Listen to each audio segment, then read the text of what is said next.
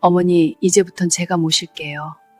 큰아들이 못다한 효도 제가 대신할게요. 큰아들을 잃은 충격에 헤어나오지 못한 시어머니에게 맏며느리 미주가 양손을 감싸주며 말했습니다. 이제 그 넓은 집 정리하시고 저희랑 같이 사세요. 혼자 계시면 얼마나 적적하시겠어요. 미주는 그 틈을 놓치지 않고 순자의 손을 더 꼭 쥐고 고개를 숙인 채 속삭이듯 말했습니다. 시어머니 순자는 며느리의 따뜻한 손이 유일한 위안처럼 느껴져 고개를 끄덕이고 말았죠. 그때였습니다. 그 모습을 멀리서 지켜보던 막내 며느리 혜영은 조용히 시어머니 곁으로 다가와 귓가에 낮은 목소리로 속삭였어요. 큰형님이 뭐라고 하시든 너무 급하게 결정하시면 안 돼요. 아시겠죠? 혜영의 말은 따뜻했지만 순자의 마음은 이미 미주의 말에 기대고 있었습니다. 아들의 장례식장에서 내린 그 결정이 순자의 삶을 한순간에 지옥으로 밀어 넣을 줄은 그때는 아무도 몰랐습니다. 과연 순자를 기다리는 건 며느리의 진심 어린 효도였을까요? 아니면 눈물로 포장된 탐욕이었을까요? 사연 시작 전 구독을 눌러주시면 당신의 하루에 따뜻한 기적이 찾아올 거예요. 오늘의 사연 지금 시작합니다. 한겨울 새벽 대학병원 장례식장 사무실은 조문객의 발길이 뜸했습니다. 영정 속 40살 남자의 얼굴은 갑작스러운 죽음이라고는 믿기 어려울 만큼 평온했습니다. 상주석에 앉은 맏며느리 최미주는 검은색 명품 상복깃을 여미며 조문객들에게 고개를 숙였습니다. 눈가에 남은 눈물 자국은 정성껏 연출한 것이었고 미주는 인사를 하면서도 눈동자를 슬쩍 굴려 구석 자리를 훔쳐보았습니다.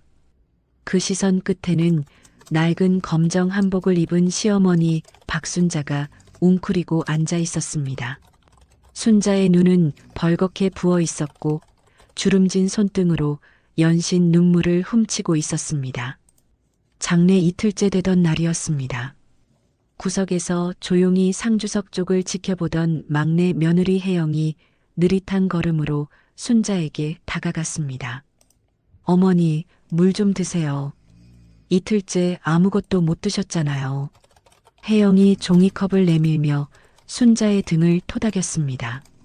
순자가 떨리는 손으로 컵을 받아 한 모금 넘기자 혜영이 목소리를 낮추었습니다. 어머니, 큰형님이 뭐라고 하시든 너무 급하게 결정하시면 안 됩니다. 아시겠죠? 그 말이 끝나기도 전에 뒤에서 굽 높은 구두 소리가 딱딱 울렸습니다. 미주가 팔짱을 끼고 혜영이 앞에 서더니 위아래를 천천히 훑어보았습니다. 혜영의 100kg에 가까운 체구, 보풀이 일어난 검정 패딩, 갈라진 운동화. 동서, 여기서 뭐해? 시골곰이 무슨 잔소리가 그리 많아. 미주가 코끝으로 웃으며 손을 내저었습니다. 어머니 걱정은 큰 며느리인 내가 알아서 할 테니까 동서는 가서 쉬어. 혜영이 입술을 꽉 깨물었지만 장례식장에서 소란을 피울 수는 없었습니다. 혜영은 순자의 손을 한번 꼭 쥐어주고 자리를 물러났습니다. 장례가 끝난 날 저녁 미주는 순자를 조용히 복도로 데리고 나갔습니다. 미주가 순자의 양손을 감싸주며 떨리는 목소리를 짜냈습니다. 어머니, 이제 그 넓은 아파트에서 혼자 어떻게 사세요? 밤마다 얼마나 무섭고 적적하시겠어요. 미주가 눈가를 손가락으로 찍어내며 한숨을 토했습니다. 저한테 오세요, 어머니.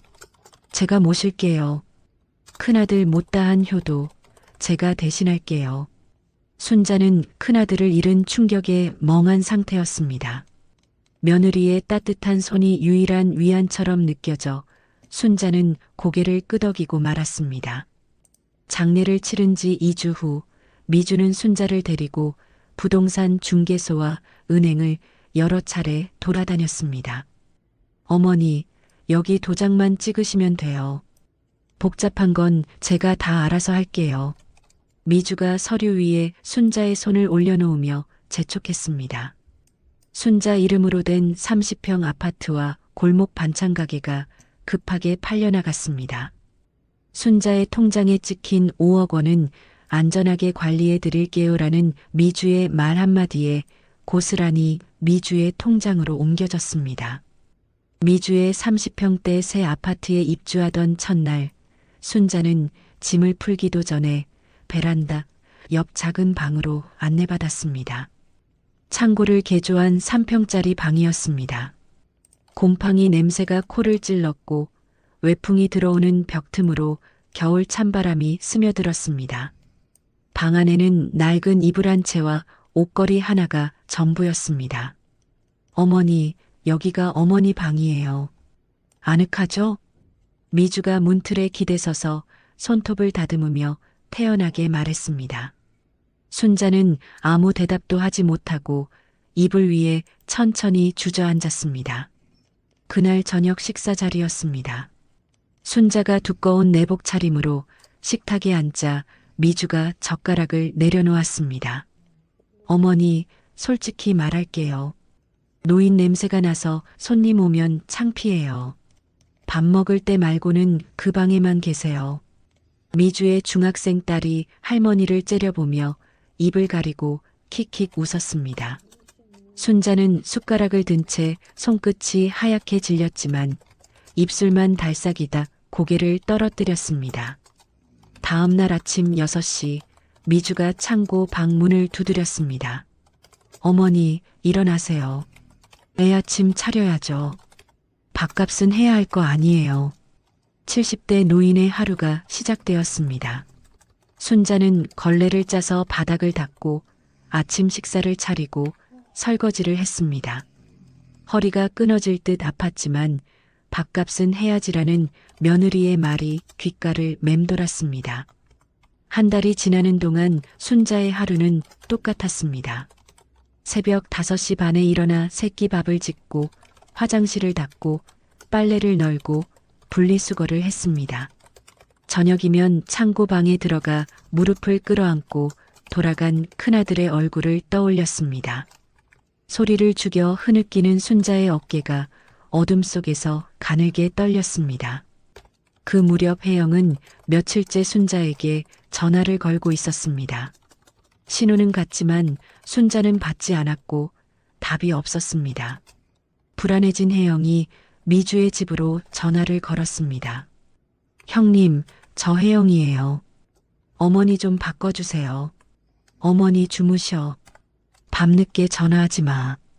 미주가 차갑게 한마디 내뱉고 전화를 끊어버렸습니다. 혜영은 꺼진 화면을 내려다보며 주먹을 불끈 쥐었습니다. 뭔가 잘못되었다는 느낌이 가슴을 짓눌렀습니다. 미주의 아파트에 들어온 지 한 달 반이 지난 토요일 오후였습니다. 미주는 거실 소파에 드러누워 통화를 하고 있었습니다. 언니들, 내일 우리 집에서 홈파티 하자. 내가 맛있는 거 잔뜩 준비해 놓을게. 미주가 전화를 끊고 부엌으로 들어가 창고 방문을 두드렸습니다. 어머니, 내일 손님 와요. 갈비찜, 잡채, 해물파전, 나물 5가지. 오늘 밤까지 다 만들어 놓으세요. 순자가 문을 열고 고개를 내밀었습니다. 그걸 오늘 밤까지 다 하라고? 왜요, 못해요? 밥값 한다면서요. 재료는 냉장고에 넣어놨으니까 알아서 하세요. 미주가 돌아서며 손을 내저었습니다. 순자는 부엌에 서서 냉장고 문을 열었습니다. 갈비며 해물이며 잔뜩 쌓여 있었습니다. 순자는 한숨을 삼키고 앞치마를 둘러맸습니다. 그날 밤 순자는 갈비찜 양념을 재우고 잡채, 당면을 불리고 파전 반죽을 치대며 쉬지 않고 움직였습니다. 시계 바늘이 자정을 넘기고 새벽 1시, 2시를 지나도 순자의 손은 멈추지 못했습니다. 허리가 끊어질 듯 아팠지만 부엌벽에 등을 기대고 잠깐 눈을 붙이다가 다시 일어나 나물을 무쳤습니다. 새벽 3시가 넘어서야 마지막 접시에 나물을 담고 순자는 창고 방으로 돌아가 쓰러지듯 누웠습니다. 다음 날 오후 미주의 고등학교 동창 3명이 현관문을 들어섰습니다. 미주는 머리를 말아 올리고 붉은 립스틱을 바른 채 친구들을 맞았습니다. 어서 와, 얼른 들어와. 오늘 특별히 준비했어. 미주가 거실 테이블 위에 순자가 밤새 만든 음식들을 가지런히 늘어놓았습니다. 갈비찜에서 피어오르는 김이 거실을 가득 채웠습니다. 미주야, 이거 다 내가 한 거야? 친구 한 명이 눈을 동그랗게 뜨며 젓가락을 집었습니다. 아니, 요즘 잘 나가는 케이터링 업체 있잖아. 거기서 시킨 거야. 미주가 와인잔을 기울이며 태연하게 웃었습니다. 역시 미주 언니 안목은 달라. 갈비찜 맛 좀 봐. 죽인다. 친구들이 감탄사를 쏟아냈고 미주는 어깨를 으쓱하며 와인을 한 모금 더 마셨습니다. 부엌 구석에서 설거지를 하던 순자의 손이 멈췄습니다. 케이터링 업체라는 말이 귀에 꽂혔습니다. 밤새 허리를 꺾으며 만든 음식이었습니다. 순자는 입술을 꽉 깨물고 수세미를 힘주어 비볐습니다.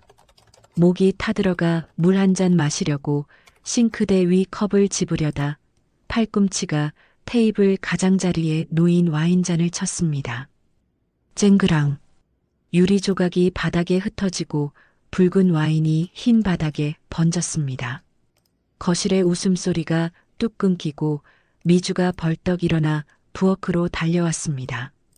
뭐 하는 거예요, 어머니? 미주의 눈이 바닥에 쏟아진 와인과 유리 조각을 훑쳤습니다. 이마에 핏줄이 돋았습니다. 이게 얼마짜리 잔인데 이걸 깨요. 미주야, 미안하다. 내가 실수로. 순자가 몸을 낮추며 유리 조각을 주우려 했습니다. 손대지 마세요. 미주가 순자의 팔목을 거칠게 잡아 올렸습니다. 거실에 있던 친구들이 고개를 돌려 부엌 쪽을 바라보았습니다. 미주는 친구들의 시선을 느끼자 얼굴이 더욱 일그러졌습니다. 손님 있는 날 유리를 깨고 집 분위기를 다 망쳐놓으면 어떡해요? 미주가 순자의 팔을 끌고 현관 쪽으로 밀어붙였습니다. 순자는 비틀거리며 끌려가면서 미주의 소매를 붙잡았습니다. 아가, 내가 잘못했다. 한 번만 받아오. 밥값도 못하는 주제에 집에 왜 있어요? 당장 나가요. 미주가 현관문을 열어젖히고 순자를 복도로 밀어냈습니다. 내복바람에 실내화만 신은 순자가 복도 바닥에 비틀거리며 나섰습니다. 꽝! 철문이 닫히고 자물쇠 돌아가는 소리가 울렸습니다. 문 너머로 친구들의 수군거리는 소리가 새어나왔습니다. 복도 창밖으로 보이는 하늘은 잔뜩 흐려 있었습니다. 순자는 차가운 복도 바닥에 주저앉아 떨리는 손으로 무릎을 감싸 안았습니다. 5억이라는 돈을 빼앗겼고 집도 가게도 이름도 다 잃었습니다. 볼을 타고 흐르는 눈물이 내복깃에 떨어졌습니다. 잠시 후 지나가던 이웃 주민 한 명이 걸음을 멈추었습니다. 할머니, 괜찮으세요? 이 추운데 왜 여기 앉아 계세요? 주민이 허리를 숙여 순자의 어깨에 손을 올리려는 순간 현관문이 벌컥 열렸습니다. 미주가 문틈으로 상체를 내밀며 입꼬리를 올렸습니다. 아이고, 걱정해 주셔서 감사해요. 우리 시어머니가 치매가 좀 있으셔서요. 가족 문제니까 신경 안 쓰셔도 돼요. 미주가 능숙하게 웃어 보이자 주민은 멋쩍은 표정으로 고개를 돌리고 지나갔습니다. 미주는 순자를 한번 내려다보더니 아무 말 없이 다시 문을 닫았습니다. 30분쯤 지났습니다. 복도의 냉기가 뼛속까지 파고들었습니다. 순자의 입술이 파랗게 질려갔고 손끝의 감각이 사라지고 있었습니다. 순자는 고개를 떨구며 눈을 감았습니다. 재호야, 엄마도 너한테 가고 싶다. 몸이 서서히 옆으로 기울었습니다. 바로 그때 복도 저편에서 덜컹덜컹 무거운 발소리가 울렸습니다. 순자가 힘겹게 고개를 들었습니다. 100킬로에 가까운 거구의 여자가 한 손에 커다란 보온 가방을 들고 성큼성큼 걸어오고 있었습니다. 혜영이었습니다. 혜영은 순자의 생신을 챙기려고 직접 미역국을 끓이고 반찬을 싸왔습니다. 며칠째 순자의 전화가 먹통이라 퇴근하자마자 곧장 달려온 길이었습니다. 엘리베이터 문이 열리고 복도로 나서는 순간 혜영의 발이 멈췄습니다.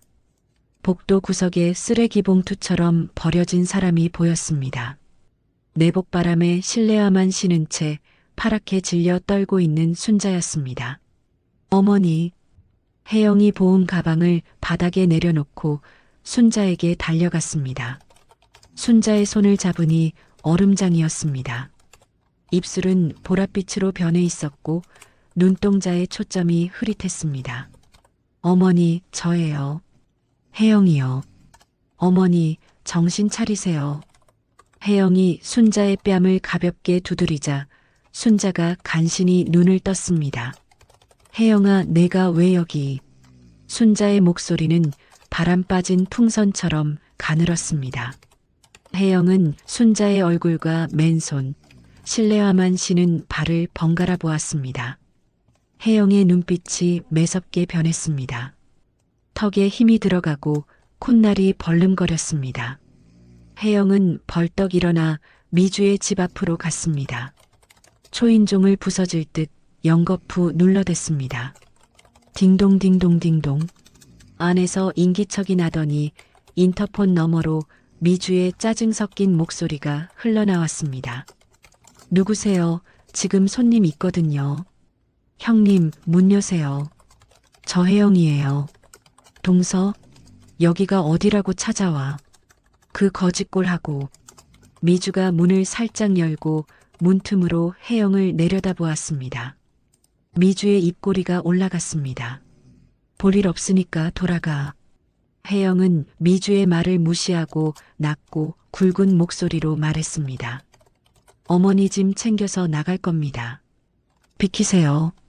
미주가 문틈을 몸으로 가로막으며 목소리를 높였습니다. 어딜 들어와. 남의 집에 함부로 들어오면 신고한다. 꺼져. 혜영의 눈이 가늘어졌습니다. 혜영이 숨을 크게 들이마시더니 복도가 울릴 만큼 큰 소리로 외쳤습니다. 형님, 비키세요. 혜영이 어깨로 문을 힘껏 밀어붙였습니다. 100킬로 가까운 몸이 실린 힘에 미주가 뒤로 밀려나며 비명을 질렀습니다. 문이 활짝 열렸고 미주는 중심을 잃고 거실 바닥에 주저앉았습니다. 거실에서 와인잔을 들고 있던 미주의 친구 3명이 일제히 고개를 돌렸습니다. 문 앞에 떡 버티고 선 혜영의 거대한 체구와 사나운 눈빛에 친구들은 비명 한마디 지르지 못하고 소파 뒤로 뒷걸음질 쳤습니다. 뭐야 이 여자가. 미주가 바닥에 앉은 채 소리를 질렀지만 혜영은 거들떠보지도 않고 안방 쪽으로 걸음을 옮겼습니다. 안방과 작은 방을 둘러보고 베란다 쪽으로 발길을 돌렸습니다. 베란다 창고 방 앞에 다다른 혜영은 문고리에 채워진 자물쇠를 보았습니다. 바깥에서 잠그는 자물쇠였습니다. 혜영의 이가 꽉 물렸습니다. 혜영은 차에서 가져온 공구 가방을 열어 볼트 커터를 꺼냈습니다. 쇠를 자르는 소리가 삐걱 울리더니 자물쇠가 바닥에 떨어졌습니다. 문을 열자 곰팡이 냄새가 코를 찔렀습니다. 3평짜리 방 안에는 낡은 이불 한 채와 옷걸이 하나, 그리고 비닐봉지에 담긴 순자의 옷가지가 전부였습니다. 혜영은 주먹을 불끈 쥐고 고개를 떨어뜨렸습니다. 혜영은 순자의 옷가지를 보따리에 담기 시작했습니다. 방 구석을 살피던 혜영의 눈에 작은 항아리가 들어왔습니다. 뚜껑이 천으로 덮인 오래된 항아리였습니다. 순자의 시어머니에게서 물려받아 60년간 대를 이어온 시간장 항아리였습니다. 혜영은 항아리를 두 팔로 조심스럽게 품에 안았습니다. 보따리를 들고 거실로 나오던 혜영은 구석에 설치된 홈캠을 발견했습니다. 혜영의 눈이 번뜩였습니다. 재빨리 홈캠 뒤쪽을 확인하고 SD카드를 빼내어 주머니에 넣었습니다. 야, 너 지금 뭐 하는 거야? 남의 집 물건에 손대. 미주가 바닥에서 일어나 소리쳤지만 혜영 앞으로 다가서지는 못했습니다. 혜영이 보따리를 한 손에 들고 항아리를 한 팔에 안은 채 현관으로 걸어갔습니다. 바닥에 선 미주를 내려다보며 혜영이 입을 열었습니다. 형님, 어머니한테 한 거 다 기록돼 있어요. 법으로 만나죠. 미주의 얼굴이 하얗게 질렸습니다. 혜영은 더 이상 미주를 보지 않고 현관을 나섰습니다. 복도에 앉아있던 순자에게 다가간 혜영은 입고 있던 두꺼운 패딩 점퍼를 벗어 순자의 어깨에 둘러주었습니다. 그리고 순자 앞에 쪼그려 앉아 등을 보였습니다. 어머니, 엎일게요. 혜영아, 내가 무거워서. 어머니가 무거우면 제가 왜 이렇게 태어났겠어요. 어서 타세요.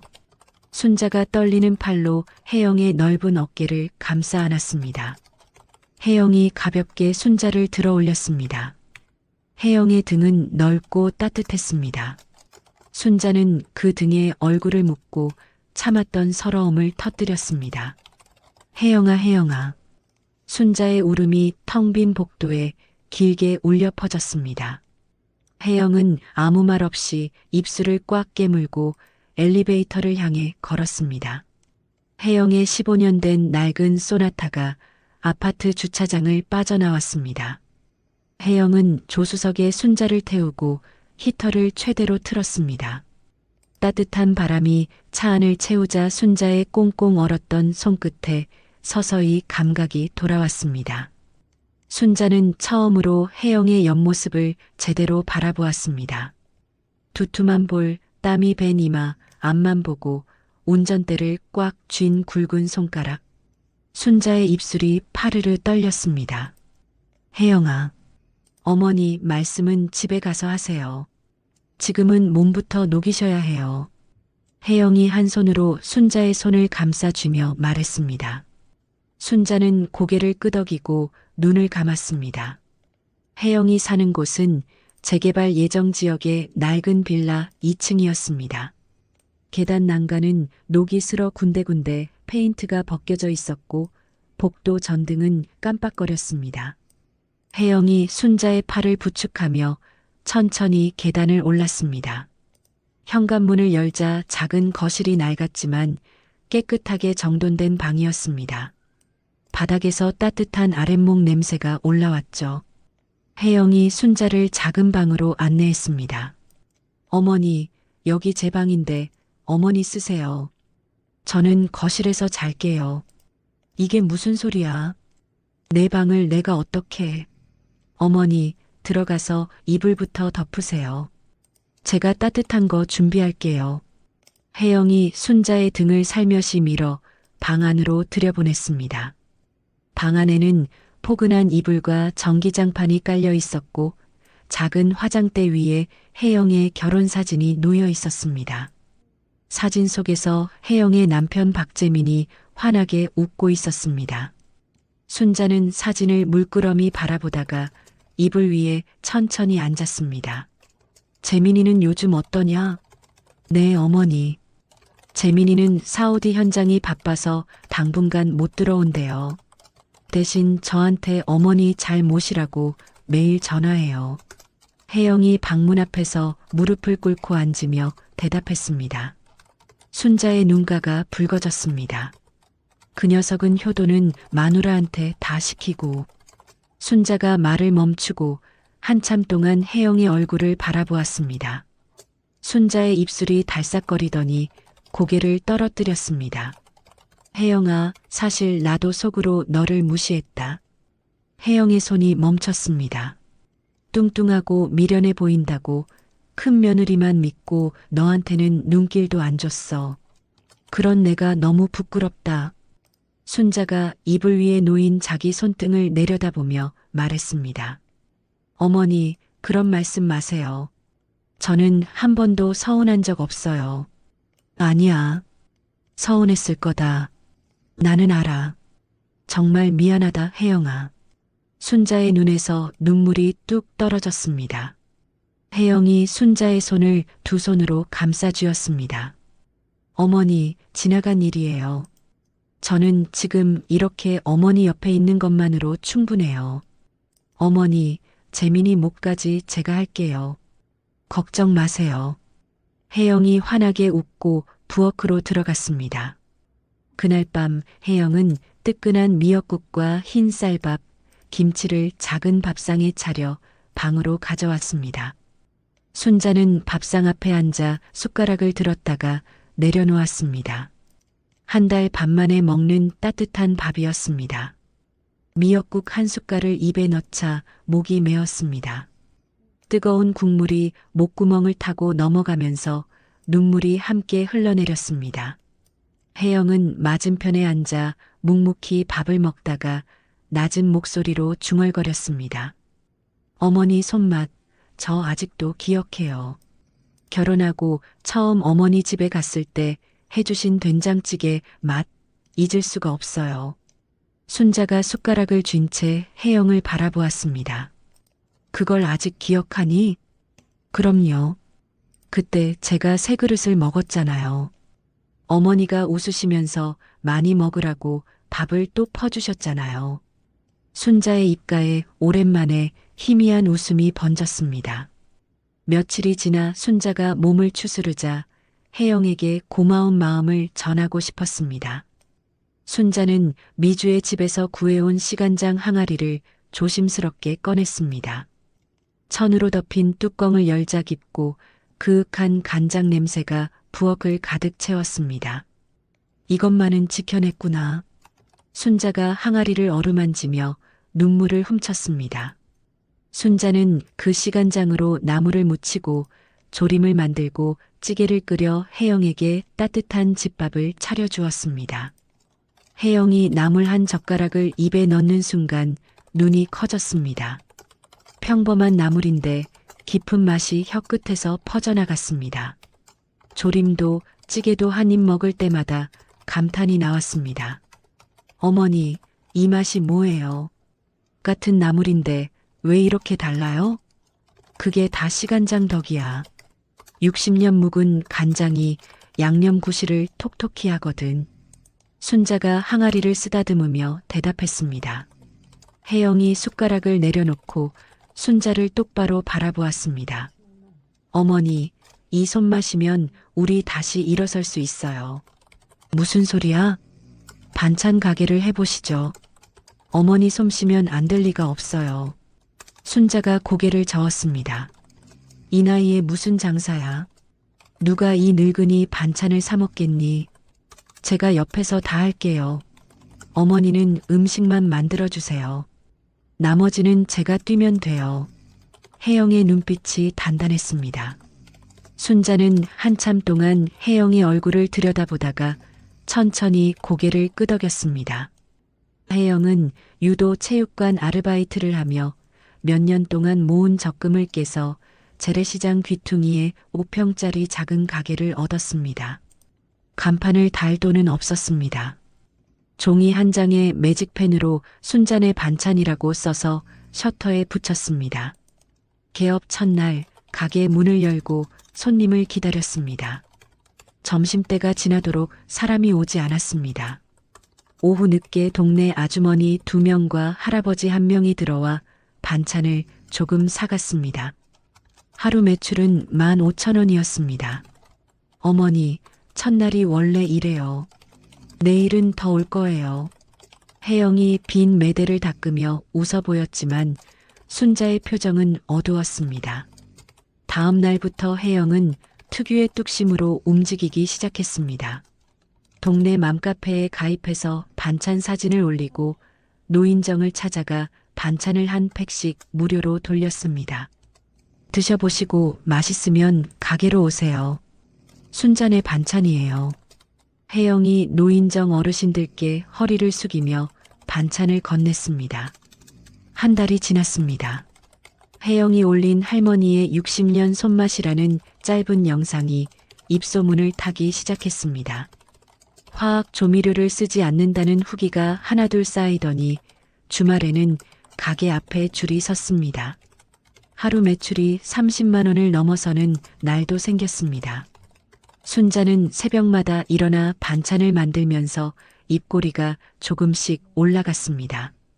미주의 집에서 밥값을 하라는 소리를 들으며 만들던 음식과 자기 이름을 걸고 손님에게 내놓는 음식은 같은 요리인데도 전혀 달랐습니다.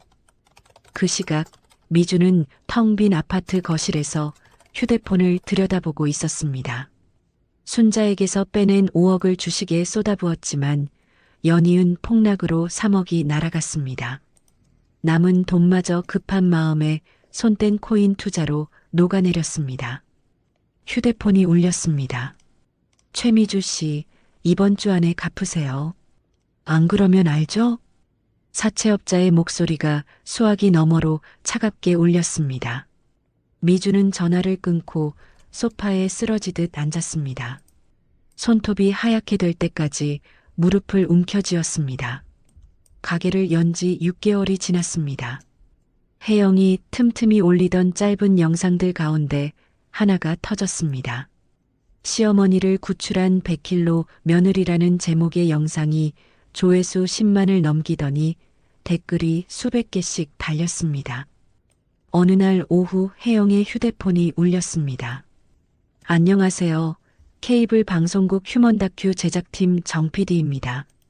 숨겨진 명인을 찾아서라는 프로그램인데요. 혹시 촬영 가능하실까요? 혜영이 전화를 끊고 순자에게 달려갔습니다.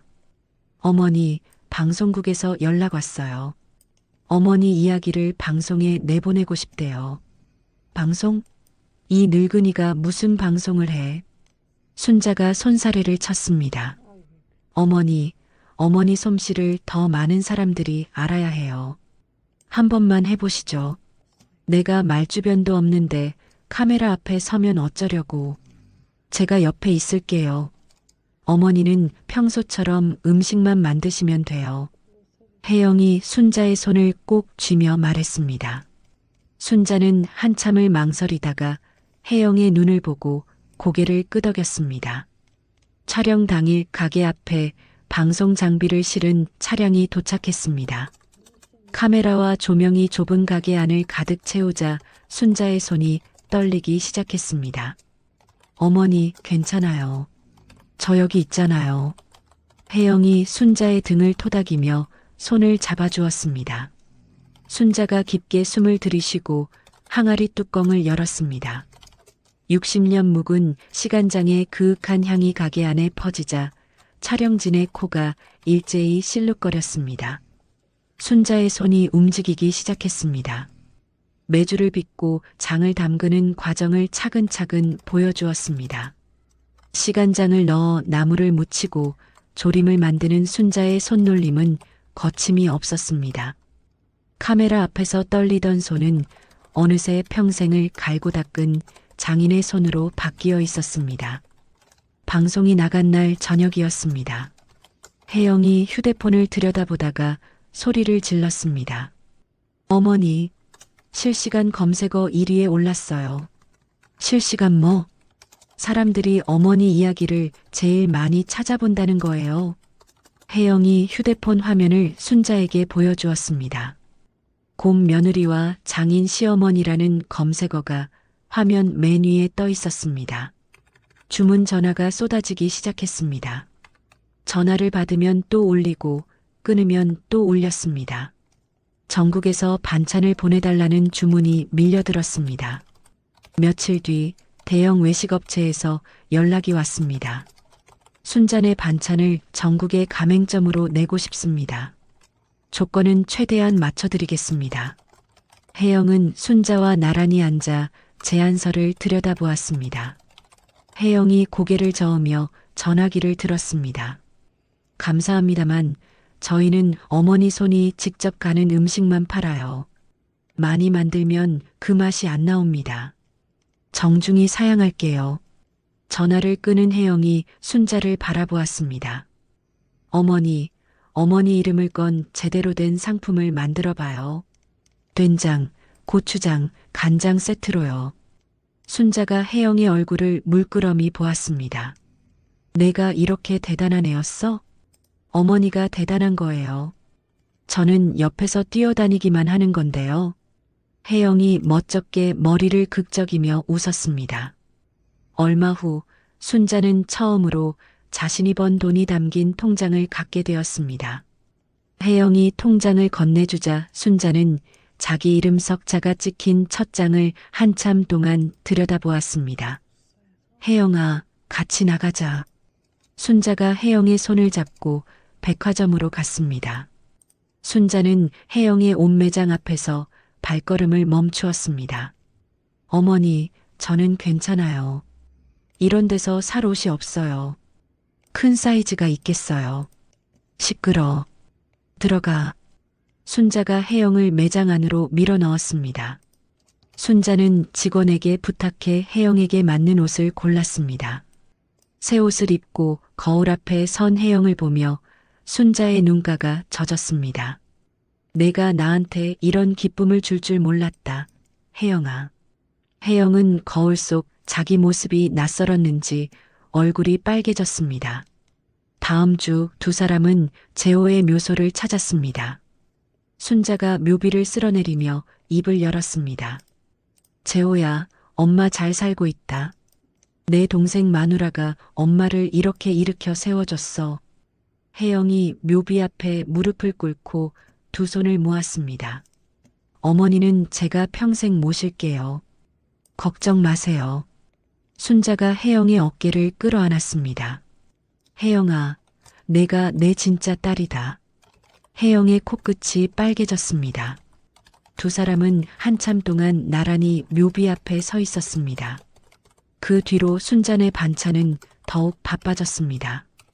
혜영이 가게 확장 이전을 준비하며 온라인 판매를 시작하자 순자의 된장과 고추장 세트는 올리기 무섭게 품절이 되었습니다. 예약 주문만 300건이 밀려 있었습니다.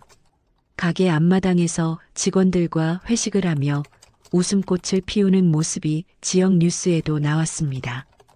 며느리가 나를 지옥에서 구해줬어요. 카메라 앞에서 순자가 눈물을 훔치며 말했습니다. 그 시각 텅 빈 아파트 거실에서 미주는 컵라면 뚜껑을 뜯고 있었습니다. 젓가락으로 면을 건지다가 TV 화면에 눈이 멈췄습니다. 화면 속에서 순자와 혜영이 환하게 웃고 있었습니다. 미주의 손에 들린 젓가락이 부러질 듯 휘었습니다. 미주가 리모컨을 집어들어 TV를 향해 내던졌습니다. 저 뚱뚱한 년이 감히. 미주는 바닥에 떨어진 리모컨을 내려다보며 이를 갈았습니다. 순자의 성공이 곧 돈이 된다는 생각이 머릿속을 채웠습니다. 미주의 눈이 어둡게 번뜩였습니다. 방송이 나간 지 일주일 뒤였습니다. 포털 사이트 메인에 자극적인 제목의 기사가 하나 떠올랐습니다. 유명 맛집 며느리의 숨겨진 진실, 시어머니를 노동 착취하나. 미주가 허위로 작성한 노인학대 신고서를 지역 언론사에 제보한 것이었습니다. 기사 아래 댓글창에는 한 번도 가게에 온 적 없는 사람들의 글이 빼곡하게 달렸습니다. 직접 봤는데 할머니가 쉬지도 못하고 일하더라. 며느리가 시어머니 돈으로 장사하는 거 아니냐? 미주가 이름을 바꿔가며 직접 쓴 글이었습니다. 며칠 뒤 아침 장사 준비를 하던 혜영의 귀에 가게 밖에서 소란이 들렸습니다. 문을 열고 나가자 미주가 서 있었습니다. 헝클어진 머리에 화장기 없는 얼굴, 구겨진 옷차림이었습니다. 미주는 가게 문 앞에서 무릎을 꿇더니 목소리를 있는 대로 높였습니다. 우리 시어머니를 돌려주세요. 치매에 걸린 시어머니를 데려다가 일을 시키면 어떡해요? 지나가던 행인들이 하나둘 발걸음을 멈추었습니다. 휴대폰을 꺼내 영상을 찍는 사람들이 늘어났습니다. 미주가 눈물을 쥐어짜며 고개를 숙였다 들기를 반복했습니다. 이 가게에서 파는 음식 다 우리 시어머니 거예요. 장남인 우리 집안 것을 빼앗아 간 거라고요. 미주가 품에서 종이 뭉치를 꺼내 흔들어 보였습니다. 여기 소송장이에요. 이 가게 수익금 전부 돌려받을 거예요. 혜영이 앞치마를 벗으며 가게 밖으로 나왔습니다. 형님, 여기서 이러시면 안 됩니다. 들어가서 얘기하시죠. 동서한테 할 말 없어. 우리 어머니한테 한 짓을 세상에 다 알릴 거야. 미주가 소리를 높이자 구경꾼이 더 몰려들었습니다. 순자가 가게 안에서 소란을 듣고 문 앞으로 나왔습니다. 미주가 순자를 보자마자 달려가 억지로 끌어안으려 했습니다. 어머니, 얼마나 고생하셨어요. 전현한테 속아서 여기서 이렇게 일만 하시고. 순자가 미주의 팔을 뿌리치며 뒷걸음질 쳤습니다. 미주야, 무슨 소리야. 혜영이가 나를 살린 애야. 너한테 쫓겨난 나를. 어머니, 치매가 심해지셨네.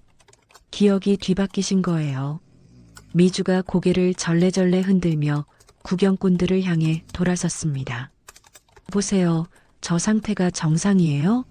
치매 걸린 시어머니를 데려다 놓고 장사에 이용하는 거라고요. 혜영이 미주와 순자 사이에 섰습니다. 형님, 그만하세요. 어머니 앞에서 이러지 마세요.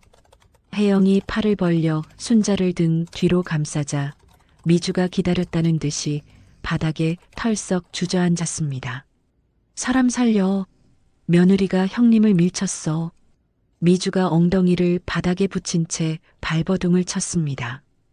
구경꾼들의 휴대폰이 일제히 미주를 향했습니다. 혜영은 미주에게 손끝 하나 대지 않았지만 미주는 온몸을 비틀며 아픈 척 연기를 했습니다. 그날 저녁 미주가 넘어지는 장면만 잘라낸 영상이 인터넷에 퍼졌습니다. 탐욕스러운 곰 며느리, 동서를 폭행하다. 댓글이 수천 개 달렸고 불매운동을 하자는 글이 올라왔습니다. 설상가상으로 다음날 가게에 보건소 직원과 구청 담당자가 함께 찾아왔습니다. 순잔의 반찬에서 이물질이 나왔다는 신고가 접수되었습니다. 위생 점검 나왔습니다. 혜영이 점검에 응하며 물었습니다. 신고한 사람이 누군지 알 수 있을까요? 익명신고라 알려드리기 어렵습니다. 직원들이 가게 구석구석을 살피는 동안 혜영은 주먹을 꽉 쥐고 서 있었습니다. 미주가 사주한 사람들이 넣은 허위 신고였습니다. 그 뒤로 가게 전화는 예약 전화 대신 취소 전화로 가득 찼습니다. 단골 손님들마저 발걸음을 끊기 시작했습니다. 매출이 반토막이 나고 일주일 만에 또 반토막이 났습니다. 순자는 가게 구석에 앉아 떨리는 손으로 앞치마를 움켜쥐고 있었습니다. 미주의 집 창고방에 갇혀있던 기억이 되살아났습니다. 숨이 가빠지고 가슴이 조여왔습니다. 순자의 몸이 옆으로 기울더니 바닥에 쓰러졌습니다. 어머니, 혜영이 달려가 순자를 안아 일으켰습니다. 순자의 이마에 식은땀이 흥건했습니다. 어머니, 괜찮으세요? 어머니, 혜영아 미안하다. 내가 짐만 되는구나. 무슨 말씀이세요? 어머니, 제가 다 해결할게요. 눈 감지 마세요. 혜영이 순자의 손을 꼭 쥐고 119에 전화를 걸었습니다. 순자가 병원에 입원한 사흘 뒤 가게로 우편물 하나가 날아왔습니다. 법원에서 보낸 신문 통지서였습니다. 미주가 순자의 후견인이 되겠다고 법원에 신청을 넣은 것이었죠. 후견인이 되면 순자를 요양원에 넣고 가게를 통째로 삼킬 수 있었습니다. 혜영은 통지서를 든 손이 덜덜 떨렸지만 이를 악물었습니다. 순자를 병원에 보낸 뒤에도 혜영은 가게 문을 닫지 않았습니다. 미주가 매일같이 올리는 글을 하나하나 화면을 찍어 저장했습니다. 허위 신고 내역도 빠짐없이 모았습니다. 밤마다 가게 뒷방에서 서류 더미를 앞에 놓고 눈을 비비며 버텼습니다. 그러다 문득 혜영의 머릿속에 순자가 예전에 했던 말이 떠올랐습니다. 우리 가게에 맨날 와서 밥 먹던 고학생이 있었는데 그 애가 나중에 변호사가 됐다더라. 혜영은 미주의 아파트에서 순자를 데려오던 날 챙긴 홈캠 SD카드를 서랍에서 꺼냈습니다. 은행 거래 내역서도 함께 꺼내어 나란히 놓았습니다. 혜영은 그날부터 수소문을 시작했습니다. 순자가 도와줬던 그 고학생의 이름을 알아내고 전화번호를 찾아내기까지 사흘이 걸렸습니다. 혜영이 떨리는 손으로 전화를 걸었습니다. 안녕하세요. 혹시 김철수 변호사님 맞으시죠? 네, 김철수입니다. 어떻게 연락하셨죠? 수화기 너머로 차분한 남자 목소리가 들려왔습니다. 변호사님, 저는 박순자 어머님의 막내 며느리 강혜영이라고 합니다. 어머님이 많이 힘든 상황에 계셔서요. 도움을 받을 수 있을까 해서 연락드렸습니다. 박순자 어머님이요? 전화기 너머로 잠깐 침묵이 흘렀습니다. 어머님께 무슨 일이 있으신 겁니까? 김철수의 목소리가 급하게 바뀌었습니다. 혜영은 순자가 겪은 일을 처음부터 끝까지 설명했습니다. 전화기 너머로 김철수의 거친 숨소리가 들렸습니다. 내일 바로 뵙겠습니다. 증거가 될 만한 것은 전부 가지고 오세요. 전화를 끊은 혜영은 휴대폰을 가슴에 꼭 안았습니다. 다음 날 저녁 혜영은 도심의 한법률 사무소 앞에 서 있었습니다. 법무법인 정에 김철수 변호사라는 명패가 붙은 유리문을 밀고 들어갔습니다. 김철수는 깔끔한 셔츠 차림에 안경을 쓴 40대 초반의 남자였습니다. 혜영을 회의실로 안내한 김철수가 자리에 앉으며 입을 열었습니다. 어제 전화를 받고 밤새 잠을 못 잤습니다. 김철수가 안경을 벗으며 말을 이었습니다. 20살 때 돈이 한 푼도 없었어요. 시험 공부를 하는데 밥을 굶는 날이 더 많았죠. 어머님 국밥집에 들어갔는데 주머니를 뒤져도 돈이 없었습니다. 그런데 어머님이 아무 말 없이 국밥 한 그릇을 뚝 내려놓으시더니 배고프면 공부가 되냐 먹고 해라고 하셨어요. 김철수가 안경다리를 만지작거리며 고개를 숙였습니다. 그 뒤로 3년 동안 외상장부에 제 이름이 쌓였는데 어머님은 한 번도 돈 얘기를 안 하셨습니다. 혜영이 서류 봉투를 테이블 위에 올려놓았습니다. 변호사님, 이게 증거입니다. 홈캠 영상이 담긴 SD카드하고 은행 거래 내역서예요. 김철수가 서류를 펼쳐보더니 눈빛이 단단해졌습니다. 충분합니다. 은혜를 갚을 기회를 주셔서 감사합니다. 비용은 받지 않겠습니다. 혜영이 자리에서 일어나 허리를 깊이 숙였습니다. 변호사님, 어머니를 부탁드립니다. 재판 당일 법원 앞은 취재진과 방청객으로 북적거렸습니다.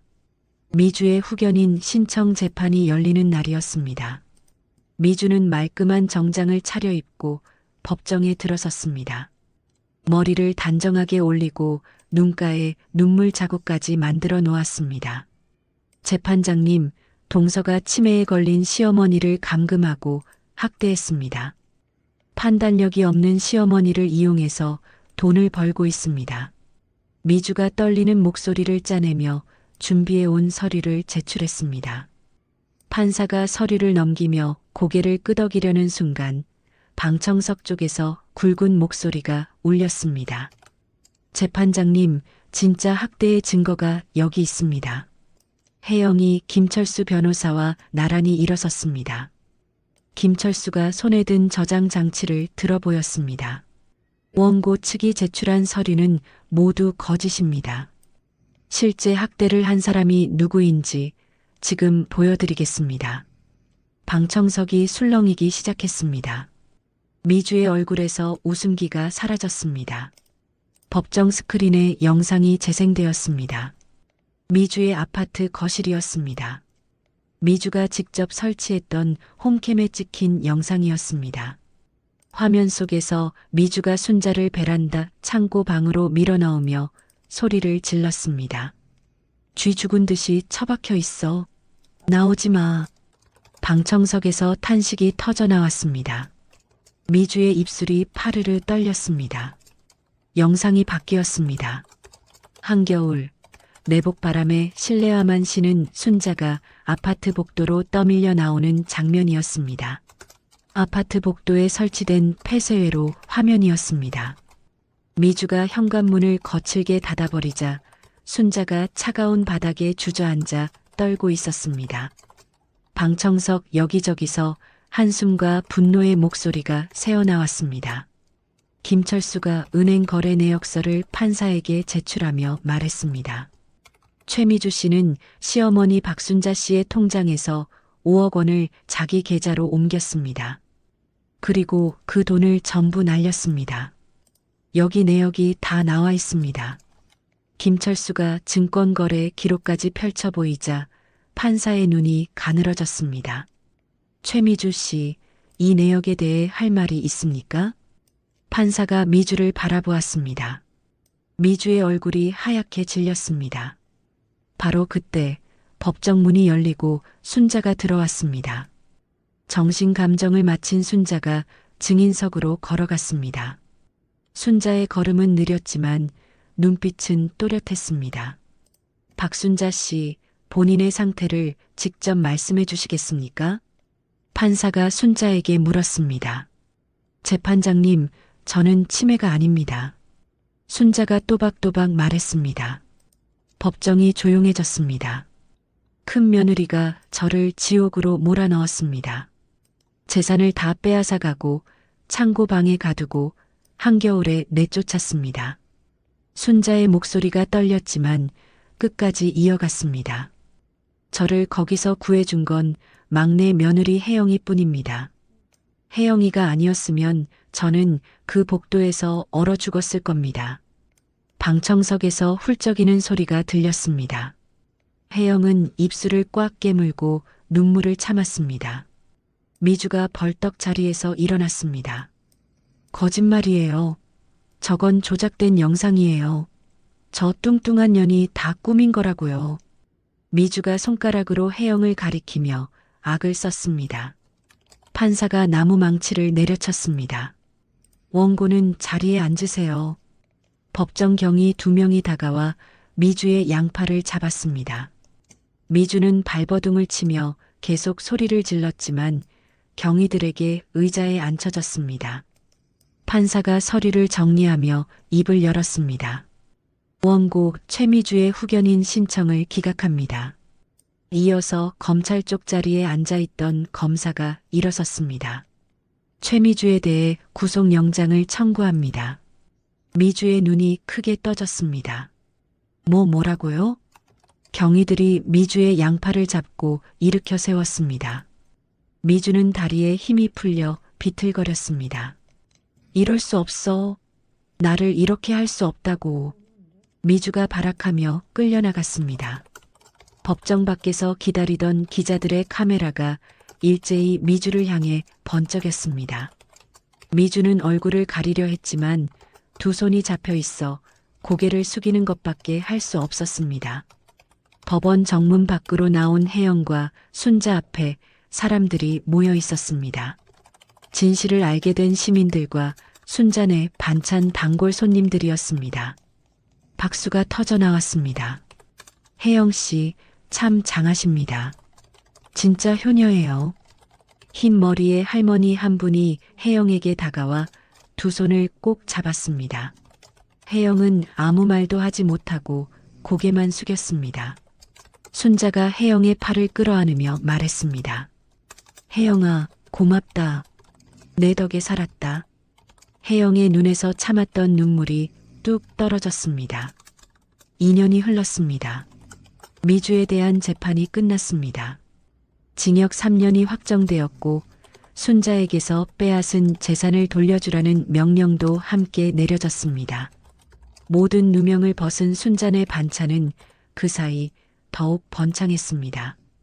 재래시장 입구에 3층짜리 건물을 사들여 대형 한식당으로 새롭게 문을 열었습니다. 1층은 반찬 판매점, 2층은 반찬을 만들고 온라인 주문을 포장하는 작업실, 3층은 사무실과 순자 혜영이 함께 사는 공간으로 꾸몄습니다. 건물 입구에는 대한민국 식품명인 박순자라는 현판이 걸렸고 그 옆에 혜영과 순자가 활짝 웃는 사진이 나란히 붙어 있었습니다. 현판을 올린 날 순자가 사진 앞에 서서 손으로 글씨를 어루만졌습니다. 이게 꿈이냐 생시냐? 어머니, 꿈이면 제가 이렇게 배가 안 고프죠. 현실이에요, 현실. 혜영이 배를 두드리며 웃자 순자도 따라 웃었습니다. 얼마 전 농림축산식품부에서 순자를 장류부문 식품명인으로 공식 인증했습니다. 명인 소식이 알려지자 방송국과 신문사 취재가 줄을 이었습니다. 한 케이블 채널에서는 70대 할머니와 며느리의 기적 같은 반찬 가게라는 제목으로 다큐멘터리를 만들었습니다. 촬영 중에 PD가 혜영에게 물었습니다. 혜영 씨, 체격 때문에 힘드셨던 적 많으시죠? 혜영이 카메라를 보며 담담하게 대답했습니다. 뚱뚱하다고 무시 많이 받았어요. 그런데 이 힘으로 어머니를 업고 나왔잖아요.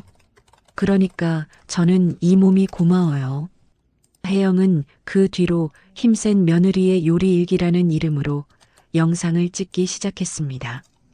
순자와 함께 반찬을 만들고 시장을 돌아다니고 가끔은 혜영이 순자를 번쩍 들어 올리는 장면도 올렸습니다. 사람들은 두 사람의 꾸밈없는 모습에 마음을 열었고 구독자가 50만 명을 넘어섰습니다. 혜영은 영상으로 번 돈의 일부를 매달 홀로 사시는 어르신들께 반찬을 만들어 보내는데 썼습니다. 그 무렵 교도소에 수감된 미주는 독방 침대에 앉아 천장을 올려다보고 있었습니다. 영치금은 한 푼도 들어오지 않았습니다. 친정 식구들은 연락을 끊었고 함께 어울리던 친구들은 면회를 오지 않았습니다. 교도소에서 나눠주는 밥을 숟가락 하나로 떠먹으며 미주는 순자에게 했던 일들을 하나하나 떠올렸습니다.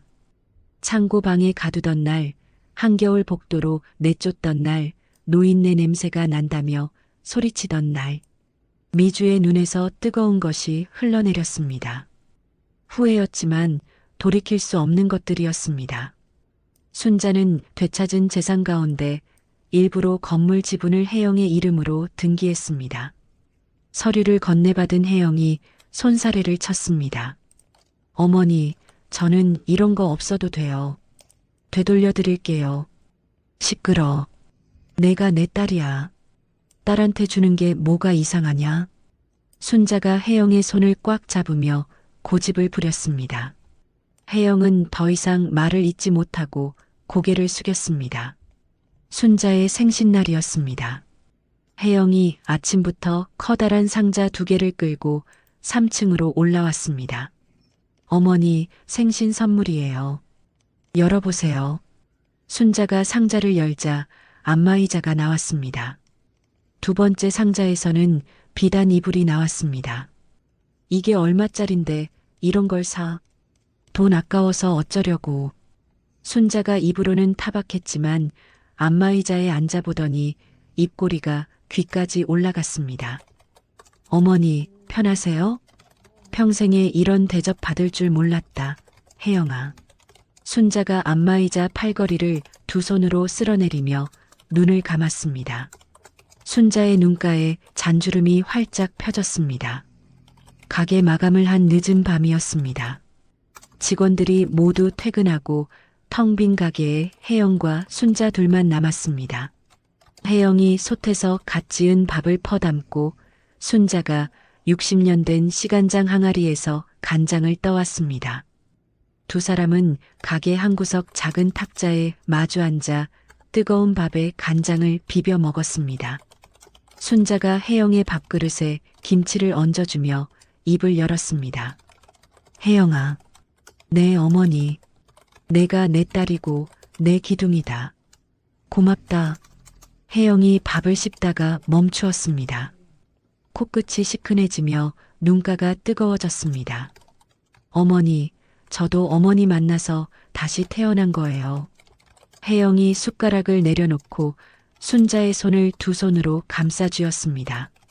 어머니, 앞으로도 오래오래 건강하게 같이 살아요. 순자가 고개를 끄덕이며 혜영의 손등을 토닥였습니다. 두 사람의 눈이 마주치자 말없이 웃음이 번졌습니다. 가게 문을 닫고 나오는 길 혜영이 순자 앞에 쪼그려 앉아 등을 보였습니다. 어머니 타세요.